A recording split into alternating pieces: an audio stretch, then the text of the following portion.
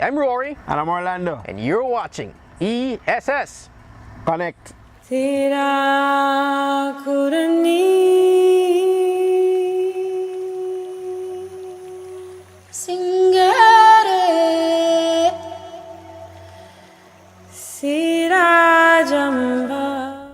Slavery is an ancient institution, common to all cultures, and its existence, it predates history. Some of the most prevalent forms were debt bondage, sexual slavery, forced labor, and chattel slavery.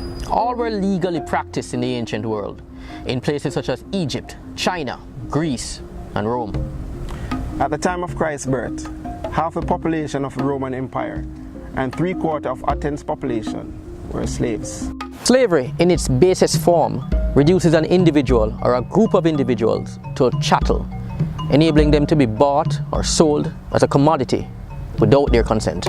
This worldwide phenomenon survived in places such as Africa, Asia, and Europe up until the 18th and 19th century, when slavery was abolished in most of the Western world. During the 17th century, Britain possessed the largest colonial empire in the world. This empire extended from the Caribbean to North America, though it would later extend into India, Africa, and Australia. Most, if not all, of Britain's colonies depended heavily on slave labor. Yet, it is Britain who is credited with ending slavery. Why did Britain suddenly become one of slavery's severest critics? There are many theories surrounding the abolition of transatlantic slavery in the Western Hemisphere. Here are 3 real reasons why slavery ended. The 7-Year War, a conflict fought between 1754 and 1763, witnessed the rise of Britain as a superpower, a position previously held by France. The spoils of this war vastly increases Britain's lands in North America. However, there are some unintended consequences in that it alters relations between Britain and its colonies. The war plunged Britain into debt, and the Crown, seeking sources of revenue, chose to impose new taxes on its colonies. The most severe of these taxes, the sugar tax, was levied in 1764 on Britain's 13 colonies in North America, who violently opposed the new tax, and between 1765 and 1776 waged a successful war for their independence.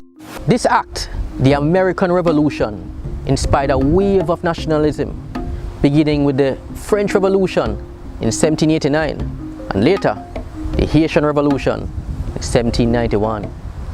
In France, they were inspired by the revolution to overthrow the monarchy and to pursue a democratic revolution, while in Haiti, the slaves ousted their colonial masters and declared themselves freedmen. The latter lasted 12 years, 1791 to 1804. Its fatalities numbered 350,000, 200,000 of whom were slaves.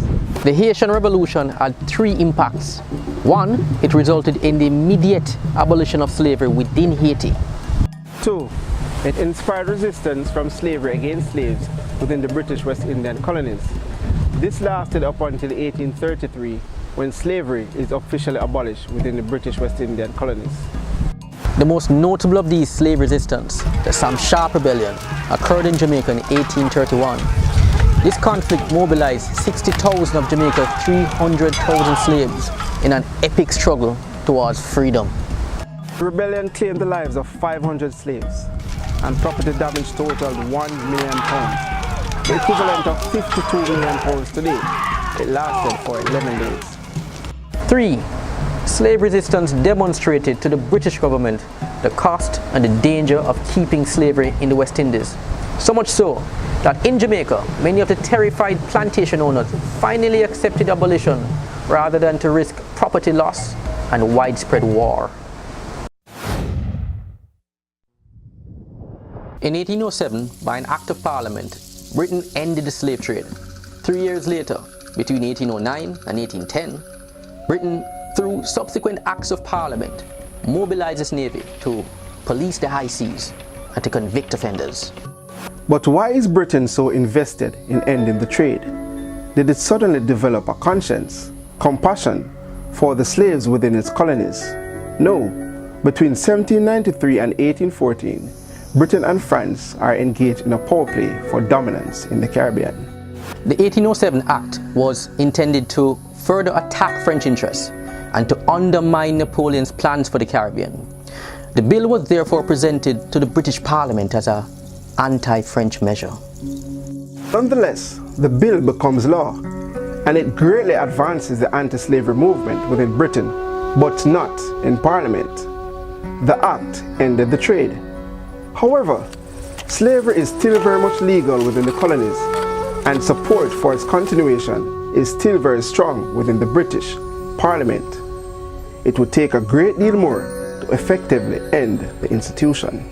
Though the slaves continued to demonstrate through resistance that they would never accept enslavement, without an act of Parliament, they were unable to free themselves. Haiti, the West Indian colonies, were not. It would take parliamentary reform to effect any real or lasting change. This reform came in 1800 with the Act of the Union, a measure which united the kingdoms of Great Britain and Ireland, and which allowed for the admission into Parliament of 100 Irish MPs, most of whom supported the abolition of slavery, though it would take 2 more acts of Parliament to officially end slavery. One of these acts came in the form of the 1832 reform, which increased the number of persons who could vote in one of the 2 houses within the British Parliament, the House of Commons. Prior to 1832, the House of Lords, whose voters were nobility and members of the church, had often outnumbered and outvoted the House of Commons, which was based on property ownership and land requirements. The reform resulted in a shift in the balance of power between pro-slavery supporters and anti-slavery supporters in Parliament. The newly enfranchised were overwhelmingly middle-class, industrialists with their own agendas. The West India interests therefore lost their influence, and in 1833, an act is introduced in Parliament which finally abolishes slavery within the British West Indian colonies. By the late 18th century, slavery begins to wane in economic importance to Britain. A number of reasons account for this shift. Firstly, from the 1750s onward, there is an agricultural and later an industrial revolution taking place in Britain. New technological developments in mining, agriculture, manufacturing and transport meant that Britain no longer needed nor benefited from slave-based goods. The country is now able to prosper from new systems which required high efficiency through free trade and wage labor. Cotton, rather than sugar, became the main produce of the British economy. There was a world oversupply of sugar, and British merchants had difficulty re-exporting it. Plus, sugar could be sourced at a lower cost and without the use of slavery. Secondly, the major European powers, Britain included, began to set their sights on the East.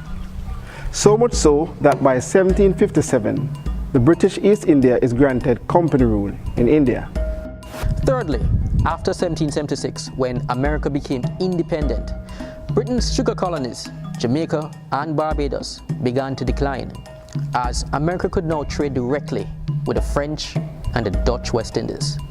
This meant, among other things, that the slave trade would inevitably be overtaken by a more profitable use of ships. So there you have it, guys. These are the 3 main reasons why slavery ended. Now, you may have your opinion on the matter. I want you to comment down below. And don't forget to share, to like, to subscribe to ESS. Connect. Tera Kurani